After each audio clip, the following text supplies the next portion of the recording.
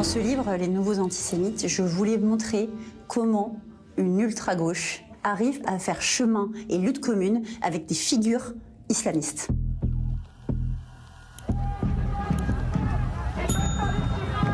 Nora Boussini, enchantée, ça fait plaisir de vous avoir chez nous.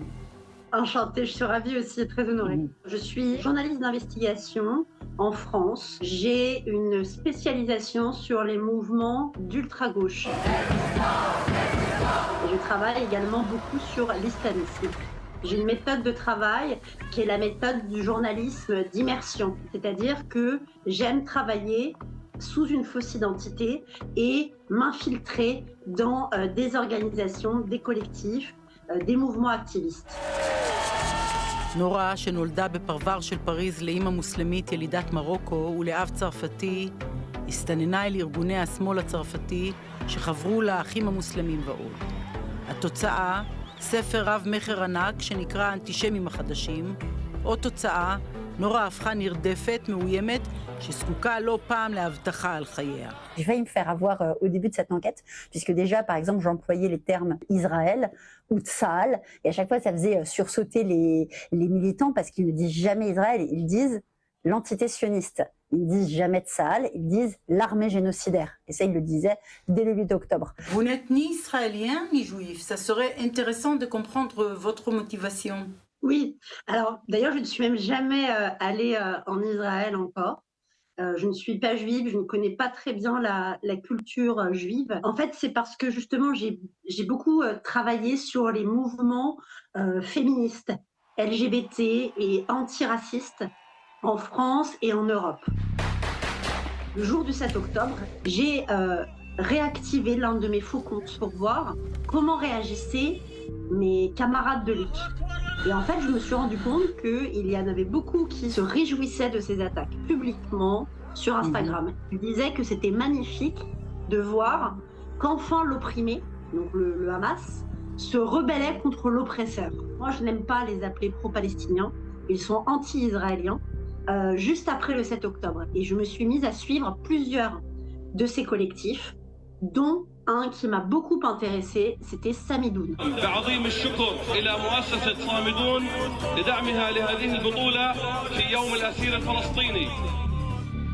Votre livre, Les Nouveaux Antisémites, a révélé beaucoup de bruit. Oui, tout à fait. Quand le livre est sorti, il a fait beaucoup réagir. En France, il a été best-seller. Et surtout, j'ai été auditionnée par l'Assemblée nationale, donc des députés du gouvernement, qui avaient organisé une commission d'enquête pour venir établir des liens entre l'islamisme et des partis politiques en France.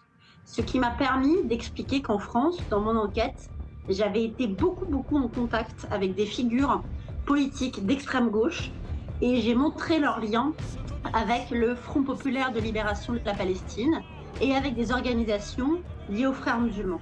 Et Rima Hassan, je voulais montrer comment, sous prétexte d'un engagement, encore une fois légitime pour les civils palestiniens, il y a au fond une obsession pour la question juive. נורה חשפה אט-אט את הקשר המסוכן והמזויף בין השמאל הקיצוני לאסלאם הקיצוני. קשר חובק עולם, מה שמכונה אדום ירוק. Quel lien vous avez trouvé entre l'islam extrémiste, entre les ultra-gauche ou wokisme?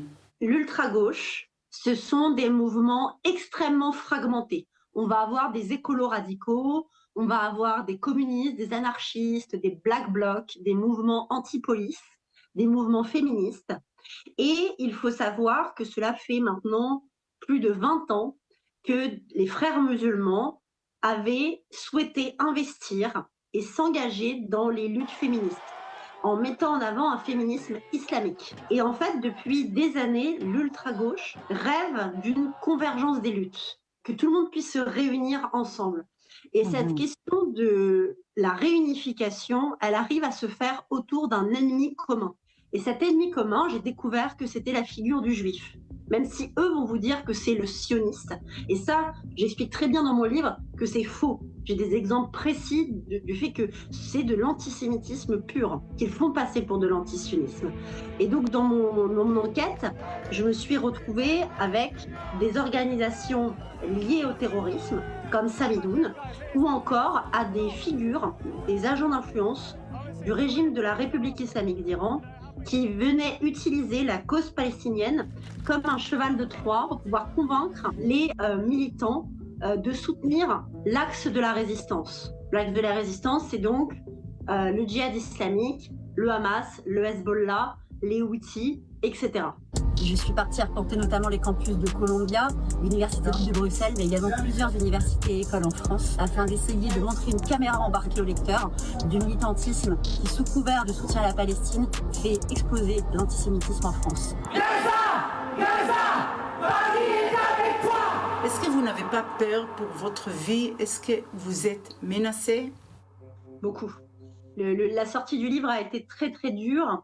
J'ai reçu des menaces de mort caractérisées, j'ai dû déposer plainte, j'ai eu une protection et j'ai eu surtout beaucoup de menaces parce que je suis arabe et donc je suis considérée comme une traîtresse parce que je serais une sale sioniste, évidemment, et surtout ils vont très loin parce que dans cette immersion, j'ai vu comment ces militants anti-israéliens ont instrumentalisé la Seconde Guerre mondiale. Ils ont instrumentalisé surtout le vocabulaire. Ils vont parler de résistants et ils disent qu'on appelait bien terroristes et résistants en 39-45. Et surtout, ils nous appellent, les personnes comme moi, des négationnistes. Et ça, c'est très important parce qu'on est des négationnistes d'un génocide. ואיך מרגישים הוריה עם הלחימה שלה? Moi, comme je suis franco-marocaine, c'est vrai qu'au Maroc, on nous a toujours dit qu'on ne doit pas toucher aux juifs. Ma famille est très engagée contre l'antisémitisme et elle trouve que ce que je fais est bien, ou alors peut-être que certains ne me le disent pas.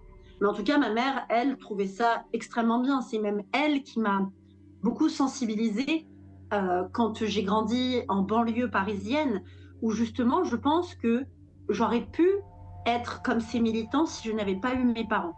נורה אופטימית. היא מספרת שבניגוד לרדיפה האלימה, הקולנית והאגרסיבית שהיא חובה, דווקא במהלך ההרצאות בצרפת, ארצות הברית, קנדה ועוד, היא נתקלת ברוב ענק של תומכים, רק שזה רוב דומם. אולי כאלה שפוחדים לאבד את הפרנסה שלהם. Avant de sortir ce livre, j'étais sûre que ça servira à rien de le sortir.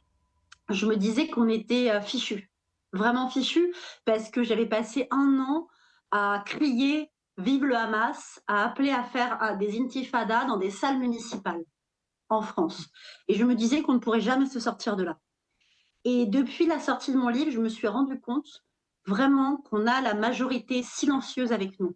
Il y a plein de gens qui nous soutiennent à travers le monde, qui sont très engagés, qui ont bien conscience de ce qui se passe aujourd'hui, du terrorisme, de l'islamisme et du régime de la République islamique d'Iran. Et on est beaucoup de non-juifs à en avoir conscience.